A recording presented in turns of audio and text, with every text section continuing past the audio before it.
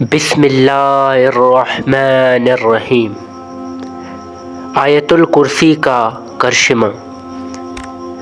حضرت ابو ہریرہ رضی اللہ تعالی عنہ سے مروی ہے کہ اللہ کے نبی جناب محمد صلی اللہ علیہ وآلہ وسلم نے ان کو زکوٰۃ کے مال پر نگران مقرر فرمایا۔ ایک شخص آیا اور مٹھی بھر کر جانے لگا۔ انہوں نے اس کو پکڑ لیا تو عذر کیا کہ میں محتاج ہوں، میرے ذمہ اہل و عیال ہیں اور میں سخت حاجت مند ہوں۔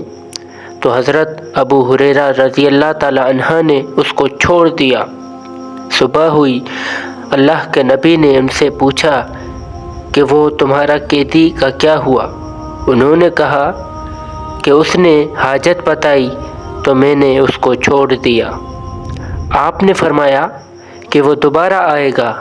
چنانچہ وہ دوسری رات بھی آیا اور مٹھی بھر کر جانے لگا تو حضرت ابو ہریرہ رضی اللہ تعالی عنہ نے پھر اس کو پکڑ لیا۔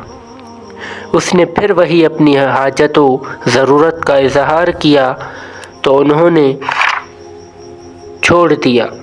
نبی کریم صلی اللہ علیہ وآلہ وسلم نے صبح پھر پوچھا اور حضرت ابو ہریرہ رضی اللہ تعالی عنہ نے وہی جواب دیا کہ آپ نے پھر فرمایا کہ وہ پھر آئے گا، اور اسی طرح پھر تیسری رات بھی وہ آیا۔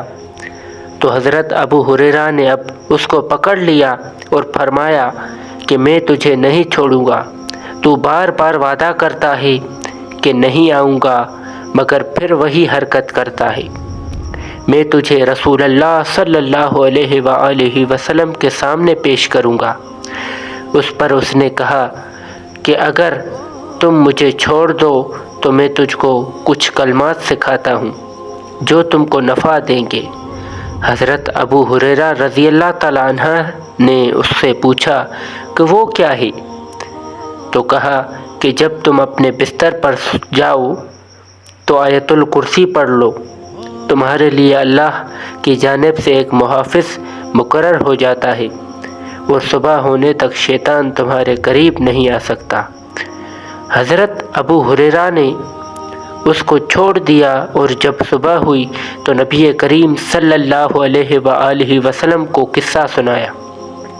آپ نے فرمایا اس نے سچ کہا اگرچہ وہ جھوٹا بھی ہو۔ کیا جانتے ہو کہ وہ کون تھا؟ حضرت ابو ہریرہ رضی اللہ تعالی عنہ نے کہا کہ میں نہیں جانتا۔ آپ صلی اللہ علیہ وآلہ وسلم نے فرمایا کہ وہ شیطان تھا۔